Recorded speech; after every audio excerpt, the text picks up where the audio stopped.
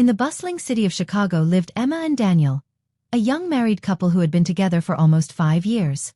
Life in the city was exciting, but between demanding jobs, responsibilities, and social commitments, they sometimes felt that their evenings together had turned into predictable routines. They loved each other deeply, but like many couples, they wanted to find fresh ways to connect, laugh, and feel close again.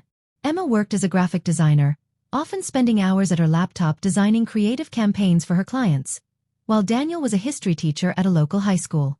Both of them carried the day's stress back home, and while dinner together and watching TV had become their norm, Emma thought of something different one Friday evening that could bring more fun into their relationship.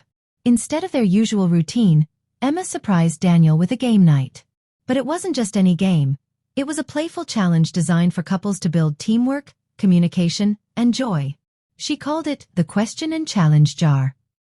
She explained that they would each write questions and fun dares on slips of paper, fold them up, and place them into a jar. The game would go back and forth, each of them drawing from the jar, answering or doing the challenge. Daniel, curious and excited, agreed instantly. He loved Emma's creative energy and was ready to try anything that could make their Friday night feel different from the usual. They set everything up at their cozy apartment, turning off the TV, setting out snacks, and lighting a few candles to create a warm atmosphere. Emma grabbed an empty mason jar and some colorful paper, and together they wrote questions like, "What was your first impression of me?" Or, "What's a dream vacation you'd love to take together?" And challenges like, "Do your best impression of me," or "Sing a random song for 1 minute." Both were already laughing while coming up with ideas. Once the jar was filled, the game began. Daniel went first, drawing a slip that asked, "Describe your favorite memory of us." He smiled, remembering the time they got lost in New Orleans during a weekend trip and ended up discovering a hidden jazz club where they danced all night. Emma's eyes lit up hearing the story again, and she felt her heart warm at the memory. When it was Emma's turn, her slip said, "Do your best dance move for 30 seconds. She jumped up, laughing, and spun around dramatically, making Daniel clap and cheer as if she were on a stage. The game continued with moments of deep conversation mixed with bursts of laughter. They learned things they hadn't shared before, like Daniel admitting he sometimes daydreamed about moving to a quiet countryside, or Emma revealing her childhood dream of owning a bookstore cafe. These answers opened up meaningful conversations that made them feel closer than ever. Some challenges were hilarious, like when Daniel had to make up a story about how they first met as if it were a Hollywood movie, and others were sweet, like when Emma had to compliment Daniel 5 times without repeating herself. Each round brought them closer, not just through laughter but through vulnerability, kindness, and playfulness. Hours passed without them noticing. The simple jar game had turned their ordinary Friday into a memory they would cherish forever.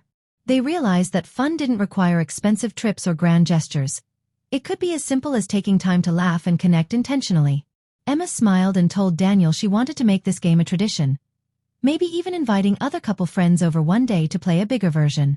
Daniel agreed, saying it was one of the most fun nights they'd had in a long time.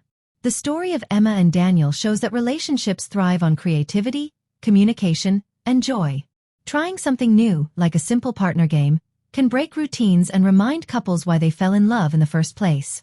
It doesn't take much, just an open heart and a willingness to play together. The next day, Emma and Daniel woke up still smiling about the night before.